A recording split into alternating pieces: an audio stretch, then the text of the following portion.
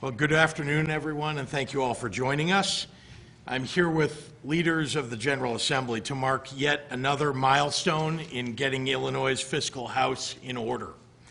Paying down $4.1 billion in debt for health insurance, college programs, pensions, and unemployment, the long-term effect of which is to save Illinois taxpayers hundreds of millions of dollars in interest payments and reduce the burden that would fall onto businesses and workers over the next decade.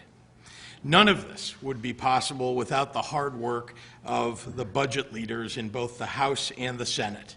Leaders Greg Harris, Marcus Evans, and Jay Hoffman, Senators Bill Cunningham, Linda Holmes, and L.G. Sims, and Representatives Will Davis, Robin Gable, Lisa Hernandez, and Mike Zaleski. Together, Democrats in the General Assembly passed legislation that I will sign as soon as it reaches my desk because it makes good on our commitment to overcome the fiscal mismanagement of the past. Every year over the last 3 years, we have paid off debts by our predecessors that have been a drag on Illinois' finances, in some cases for decades. Responsibly used one-time revenues on one-time expenses. Reduced the burden that would have fallen on the next generation and stopped irresponsible practices that were used to kick the can down the road. Unfortunately, when it came to making the hard decisions that put us on firmer fiscal footing, as Leader Harris said so eloquently last night, Republicans chose talking points over real solutions. Every Republican voted against paying down our state's debts. Clearly, they've decided that because it's an election year, they're willing to put politics ahead of the people of Illinois. It drives me crazy to see that it drives them crazy to acknowledge that Democrats have done what their party hasn't done, pay down debt and balance the budget while giving people real tax relief. I want to highlight what was in the bill that passed the General Assembly. There's $900 million in legacy bills owed for state employee health insurance, money that for years and many administrations was punted from one budget to the next. That will now be paid off. $300 million beyond the required payment is dedicated to our state's pension funds, reducing unfunded liabilities by $1 billion for taxpayers. And we're fully funding the estimated $230 million in liabilities for College Illinois, the 1990s program that has been on the verge of insolvency for years. This one-time payment will save taxpayers an additional $75 million in unnecessary costs over the remaining life of this program. By following through on our commitments to dedicate one-time revenues to one-time costs or liabilities, we are delivering Illinoisans a stronger budget and a stronger state for years to come. These are the goals that I laid out in my State of the State address, and I'm proud to have worked with the General Assembly to accomplish them ahead of schedule this legislative session. I also made clear our obligation to dedicate a substantial amount of our remaining federal recovery fund dollars to reducing the future tax burden that would otherwise fall on the backs of businesses, large and small, and to protect workers' benefits. The bill I'll sign into law later today, I hope, provides $2.7 billion to do just that. This sets a marker and gives room for business and labor to continue to work through the agreed bill process for the remainder of the balance in the Unemployment Insurance Trust Fund. I want to remind everyone how the rest of the federal CARES and ARPA dollars have been used to keep daycares open, to keep people in their homes, to provide cash to small businesses on the brink of disaster, many of which were shut out of the federal small business lending program. Before I became governor in 2019, Illinois had suffered 20 years of credit downgrades, had no rainy day fund, and had unbalanced budgets and an enormous backlog of bills. Our budgets were burdened by nearly $1 billion in late payment interest. That's interest that stole funds away from our schools, mental health and substance abuse treatment, and workforce training. Today, our bills are paid on time. Our most pressing short-term debts are nearly gone. Our credit ratings are up, and our most critical long-term financial liabilities are in the best fiscal shape they have been in since before the turn of the century. Because of our progress, we can fund vital priorities and provide tax relief to Illinois families. In fact, earlier today, the fiscal watchdog group, the Civic Federation, praised our budget efforts. This group of business leaders announced that they support our budget proposal, that our recovery from the pandemic has been strong, and that we have demonstrated prudence in our priorities, paying down debt, committing to increasing our reserves, and making historic pension payments to reduce our overall pension liabilities. The Civic Federation endorsement of our budget follows similar praise it received earlier this month from the Civic Committee's President, Kelly Welsh. Fiscal responsibility, of what we all agree, is the only way forward. That is the only way forward for us to focus on balancing our budgets and paying down our debt. And the bill that I'll sign today came about because it's the Democrats that are taking on the task of overcoming the difficult circumstances our state suffered in the past and during these unprecedented times. And it's the Democrats that are putting working families first. So I want to thank all of you, and now I'm proud to introduce our Senate President, Don Harmon. Good afternoon. Governor Pritzker, you have been the strongest and most consistent voice for fiscal responsibility in my time here in Springfield, and I am very grateful that working with our members in the Senate and the Speaker of the House and his members, that we've been able to not just talk the talk, but walk the walk. So, Governor, thank you for that. When I said on the floor during the debate, when we debate appropriation bills, it's often like we're taking an accounting class and we talk about the numbers on the page. I think it's really important to emphasize why this is responsible for the people that we all represent. The bill that we passed today makes a direct investment in future college students and their families who years ago set aside money and now will get the benefit of the bargain that they thought they were getting all along. We're investing in doctors and dentists and nurses who've been providing health care to public employees and their families, but not getting paid for those services. We're investing money in the retirement security of state police troopers, of teachers, of corrections officers, who often question whether or not we're serious about our commitment to ensuring that they can retire in peace and comfort. And for the first time ever, we are introducing outside money into the unemployment insurance system. Every dollar that we invest in that from the outside of the system spares a dollar tax increase or a reduction in benefits. And we've invested $2.7 billion to protect employers and employees from those sorts of cuts.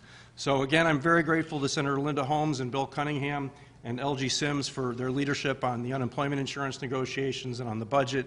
And we look forward to passing another responsible budget going forward in the next year. So thank you very much, Governor. I'm turning it over to the Speaker. Yeah, you've got the list right there. All right, terrific. I'm new at this. It is a pleasure to introduce a real partner here in Springfield, the Speaker of the House, Emanuel Chris Welch. Good afternoon, everyone. It is truly an honor and a privilege to be here with all of you, to be here with our governor, Governor Pritzker, who has certainly brought this state a long way from where it was. Honor to be here with my friend, my colleague, the President of the Senate, President Harmon, and to all of my colleagues behind me, but especially to Majority Leader Greg Harris, who the fire is still in his belly. Last night was one of the best speeches I've ever heard him give. So I've still been trying to talk him out of retirement because he truly is passionate about what we're doing here in this building. And that's helping working families across this state each and every day. I want to thank our budget negotiation team, which is new this year, helping Leader Harris get the job done is Leader Lisa Hernandez, Leader Robin Gable, and Chairman William Davis.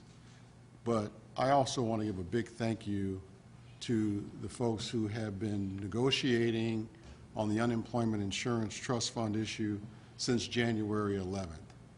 On behalf of the House, Leader Hoffman and Leader Evans have been doing a heck of a job. These are two guys who, make no mistake about it, are strong supporters of labor. And they're in a room with labor and business telling them what they have to do in the best interest of the state. And what we did last night was in the best interest for the state. This was about fiscal responsibility. We heard a lot of talk from the other side about fiscal responsibility, but many of those folks stood with Bruce Rauner for 736 days and almost drove our state off a cliff. Credit ratings were at junk bond status. What does fiscal responsibility look like? This is what fiscal responsibility looks like. This is good government. This is what the folks behind me delivered to you and the people of this great state. At a time when Illinoisans are seeing rising costs, we're reminded why it's so important that we find every opportunity to ease future burden on taxpayers. That's what we did last night. And I got to tell you, I'm really proud of what we did above and beyond the Unemployment Insurance Trust Fund. The work that we put in on pensions, those pensions for police officers that the folks on the other side say they care so much about. They didn't care about their pensions last night. We did. You know that College Illinois program with thousands of families trying to figure out a way how they're going to pay for college? They didn't care about those families that want to send their kids to college. I've cared about that program since I chaired the House Higher Education Committee. That's not something we just talked about. That's something we got done. It was the fiscal, responsible thing to do.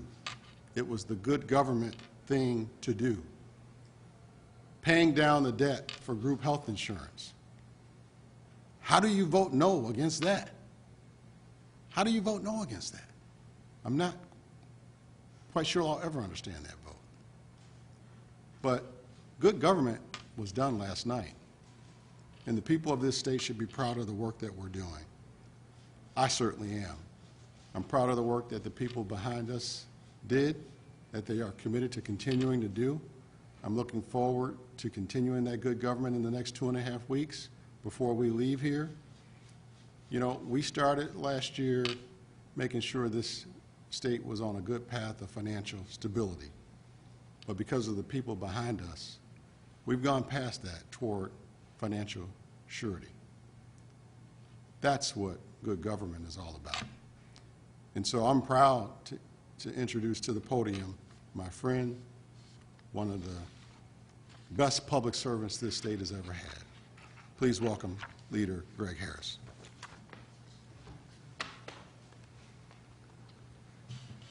So good afternoon. The thing that really struck me last night as we were debating, this bill on the floor that paid $2.7 billion into ARPA and then paid back some of these longstanding obligations of the state that, as the Speaker and the Governor mentioned, have existed for years and in some cases decades, is last night we did two things. Problems that have taken decades to build up were solved in one evening. The Unemployment Trust Fund, that was a problem that was created in a matter of months because of the worst pandemic in a century, we helped solve that problem in one evening. This was really a landmark night last night for the people of the state of Illinois, and that, I know it means things to folks, because when I go home, what people talk to me about is that for the first time, they're sort of proud of what our government's doing with fiscal responsibility. And they're not just taking our word for it, they're looking at the fact that all three bond rating agencies, instead of continually taking us down, down, down in our ratings because of our kick the can and our irresponsibility, they're now seeing Fitch's, Moody's, Standard & Poor's continually raising the bond rating in the state of Illinois, and outside validators saying, you folks are doing the right thing. And again, as it's been said before, it's the Democrats who are doing the right thing. For whatever reason, the Republicans are not supporting us in this. You know, we've seen groups that have criticized our budget for many years, the Civic Federation and the Civic Committee of the Commercial Club, supporting it and saying, Governor, you're doing the right thing. And the one thing I know is this is not the last thing we need to do. We have another budget coming up that we're going to have to pass in the next couple of weeks, and there's going to be a budget after that. And we're going to have to, continue walking down the road and doing the hard work to be sure that not only are we, taking care of our past obligations, but being sure we're spending responsibly for the future. And the budget we passed, helps in that spending for the future. As was mentioned before by the governor, $1 billion of liability for the pensions is now taken off the table by this upfront investment. And in years to come, that's money that is going to be available for us to spend on schools, on colleges, on public safety, on police officers, on human services. The interest on the group insurance debt alone will allow us to spend another $110 million this coming year. Savings on College Illinois, $75 million. It's going to go back into things that are going to help our neighborhoods, not being sent off to Wall Street somewhere. So, I'm proud to be a part of it. I'm really proud to work with my colleagues from the House and from the Senate, with the governor who has led the way, along with President Harmon, Speaker Welch, and also with the person who was the co-sponsor of this, the lead sponsor in the Senate, my colleague, Leader Linda Holmes. She is over here. There she is. I was hiding. Thank you so much, Leader Harris, and I have to say about your retirement, you will be missed.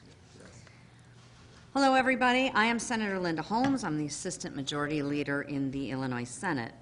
As a result of numerous discussions, bipartisan discussions with business and labor groups over the last several months, this plan includes more than $3 billion in investments for fiscal responsibility, addressing the unemployment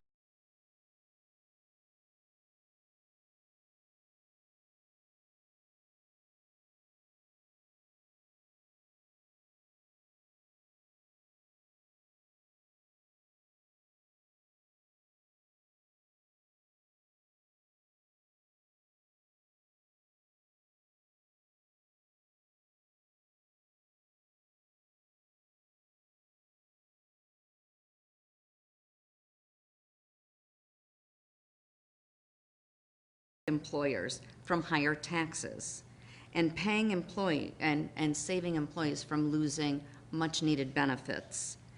While we prepare for the work ahead, the proposed solution narrows the focus and offers a solid starting point for business and labor to continue constructive negotiations. With efforts to solve both COVID-related issues and decades of instability, the proposal supports working-class families and our economy by creating fiscal responsibility. The one thing I have to say in my number of years here is budgeting has never looked brighter for Illinois. We are definitely heading to a much brighter future. With that, I am going to introduce my friend and colleague, Leader Marcus Evans. Thank you. Thank you all. I want to thank Speaker Welch first, because my role was as our voice along with Leader Hoffman in those negotiations to shore up our unemployment insurance solvency. We know that fiscal responsibility creates opportunity, but opportunity for what? Opportunity to support our daycare centers, opportunity to support education, opportunity to support human services. The first step is fiscal responsibility, and we've done that. Governor Pritzker has done that since day one, paying our bills, passing budgets, and today was just a step in many, many, many actions has been taken. We know right now that there's a worker in the state of Illinois, somewhere in Illinois, whether it's Rockford, Waukegan, in the southern Illinois, who may lose their job, who may transition to another employment. And we know that the solvency will be there in our fund, and we know that we've taken the appropriate actions using the funds from our federal government to shore up unemployment. If you lose your job in the state of Illinois, support will be there for you, and we're going to find you another job, and then you're going to be great and do wonderful things. Of course, we spent many, many days in meetings, and we must acknowledge the staff, but one key person really was above and beyond any. Andy Menard did a phenomenal job in those meetings, keeping business, labor, and all of the representatives with all of our views together. So, thank you, Andy Menard, again, for your great work, and a person who I respect because, again, his focus is the working class citizens of the state of Illinois, is my friend and like a big brother in the House of Representatives, Jay Hoffman.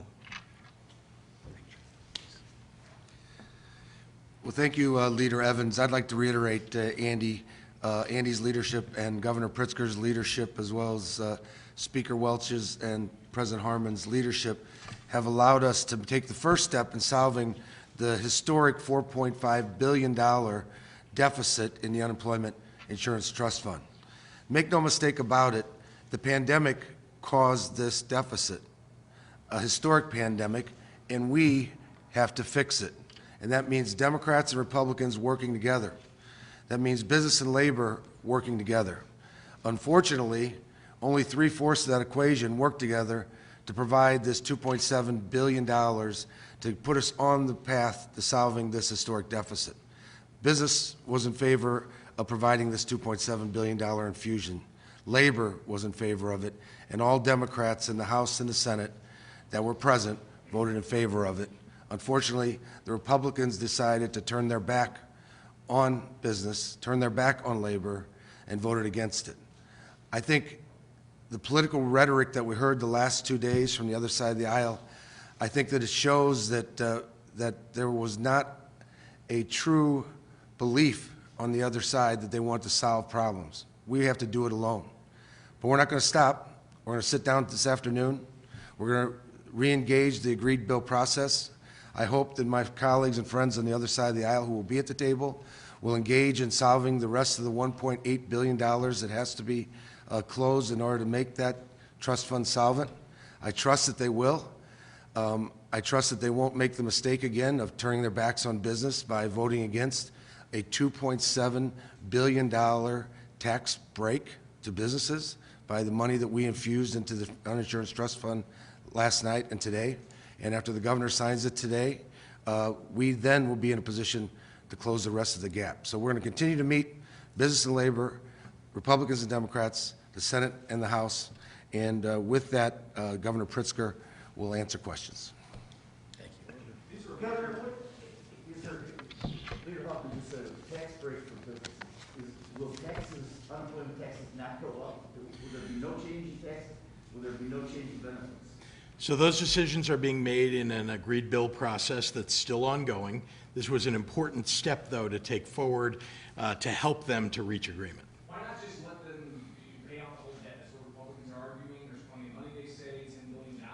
Just pay it all off, no interest, and no hard decisions by business and labor or possible tax increase or anything like that. Well, first of all, more of our ARPA dollars were put in here as a percentage than any other Midwestern state. I mean, literally, this was an enormous infusion. That's never happened before. This is normally a contained process, an agreed bill process between labor and business to decide how we're going to pay off any deficit that exists in the Unemployment Insurance Trust Fund. So this is an enormous benefit that's been provided. That process will continue to go on, and it will reach a result that will pay off that debt. Where would Illinois be if Democrats had not won Senate races in Georgia? And what would the alternatives be if we were in that situation? It's hard to say where the country would be, because it's clear that on the other side of the aisle, if they had control of Congress, that they would not have supported states and local governments through the pandemic. They would have voted against this kind of support, and we would all be sitting with an enormous, much bigger problem than exists. Didn't you just say that you didn't want to reduce the unemployment benefit for workers laid off during the pandemic, even at $300 extra? Are you open to reducing benefits for workers who were laid off after the pandemic? Again, the normal, this course of things, and this has happened unfortunately too often in the history of the United States, 10 years ago, as you know, a little more than 10 years ago, there was a Great Recession. And this very same thing happened, where business and labor came together to try to solve this problem. In the history of the state of Illinois, this has happened several times. It always works out. Democrats and Republicans come together and come to a resolution. What's the effect going to be on unemployment benefits for folks who don't have a job? I don't know, but what I can tell you is that that's precisely why labor and business are at the table. They lead the way, by the way, although Democrats and Republicans are around the room listening and contributing when asked, but it's labor and business who are really leading. And so those decisions will get made over the next couple of weeks, but very important to me that we did what we did, which is to make sure that we're shoring up the need for business to maintain itself in solid position, and that we limit any benefit reduction that might occur for workers. Why does it keep it going? Why does it keep the talks going? Why? Yeah. Well, because we want to make sure that we pay off the entire amount that's due. Yeah. Will you be back here in 10 days talking about the tax increases? No, I know that probably at the end of session, we'll be back talking about all the successes that we've had during the session, but we'll certainly keep it posted. You've already highlighted other portions of this bill. You're talking about pension obligations, education. That's right. One of the Republicans on the floor of the Senate mentioned that she would have supported this plan if it wasn't included here, if it was two separate bills, so they could have addressed all those things in one bill. Well, it doesn't make sense to me that someone would vote against the bill when what we're doing, particularly on the Republican side, it seems like they have perhaps more support from big business. And I would just say that businesses across the state, small and large, benefited mightily from the work that was done through this bill to reduce their tax burden. Governor, we started accruing interest on the advance that we were getting in September, and since then, by my calculations, we've accrued like $63 million. What is different between September and now in March? And I just don't understand why couldn't this have gotten done in September or August? We were here for 4 session days in August and September. What is different? Well, one thing that's different is that the agreed bill process finally got together. Remember, you've got to get all the parties to agree that they're going to come together to solve this problem. It's not, I'm explaining to you that in those meetings discussions began early on, and then they finally sat down in January, beginning in January, and from January to now, those meetings have been very consistent. I think people that are in the room here would say they have spent a great deal of their lives in the room working together to try to solve this problem, and we're getting there.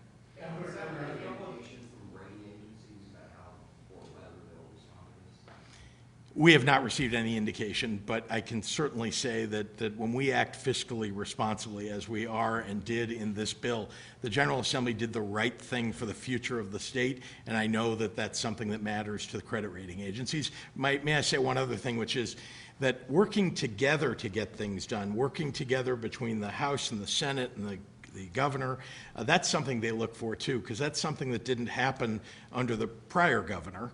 And now, as you can see, we have balanced the budget every year. We have worked together to get these things done, to pay down bills. That matters to people who look at the credit worthiness of the state of Illinois. Governor, on a couple of different occasions over the last few weeks, we've heard Democrats raise the possibility to pay off that $1.8 billion remainder of baby bonding. Is that still on the table as part of the agreement, or what are some other possibilities? Again, I don't want to interfere with the process. I think, Senator Holmes said and Leader Hoffman said, that those are ongoing discussions, that we have some time for them to work out any differences that they have, but we'll see what the result is at the end. This was a huge step forward, though, in paying down the dets of the state. Can maybe someone from Leader Hoffman explain to what extent in 2011 were benefits reduced and employer rates increased when coming to that solution? So it's my understanding that in 2011, the employers took the entire responsibility to pay off the bonds, and there weren't no benefit decreases in 2011. Previous, I think this is my fourth agreed bill process. There have in the past been shared sacrifice from business and labor, but remember this, when you talk about an agreed bill process, that's just what it is. If labor doesn't agree, because they want to ensure the sanctity of the fund or the stability of the fund, they don't agree to some type of share in the paying for the bonds. If they don't agree to doing that, we don't have a bill. It has to be agreed.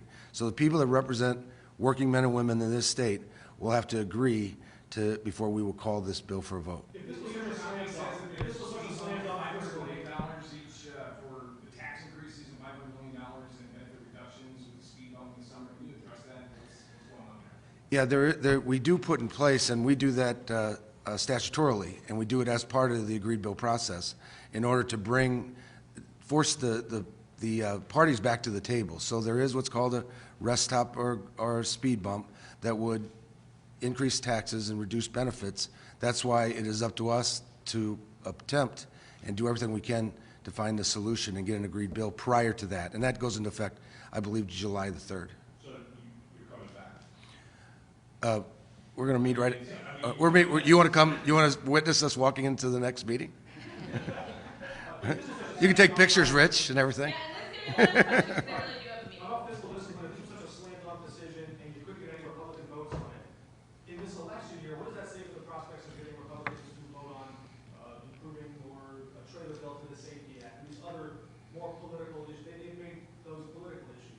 What are the prospects of getting Republicans to vote on thornier matters like that?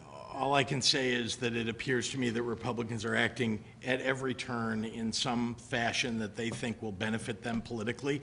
They're wrong. The people of Illinois want us to pay our bills. That's what we're doing. Thank you. Governor, one question. Governor, testing. Is testing